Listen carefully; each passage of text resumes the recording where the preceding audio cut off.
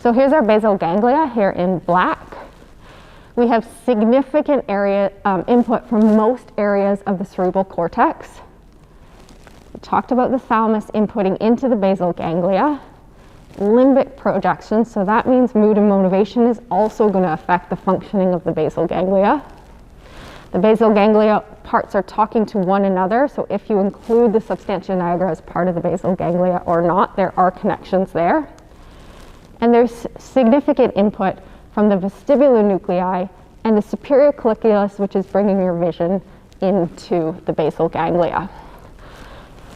So what we see is the basal ganglia does not receive any direct sensory information coming into it from the periphery, right? So it is reliant on getting that information through the cortex, through the thalamus, through connections from these other nuclei. If we have a lesion, for example, in the thalamus, we're now going to have an effect on the basal ganglia because that is a source of sensory information.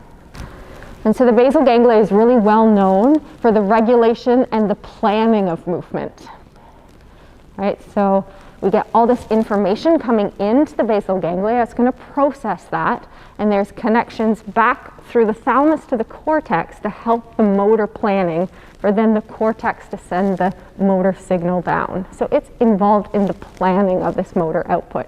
It takes all the information in from other sources, integrates that, decides what the best course of action is, sends that information back to either the cortex or the brainstem for the motor output. But because we have such widespread connections, not just motor, there's actually a wealth of functions that the basal ganglia is involved in as well.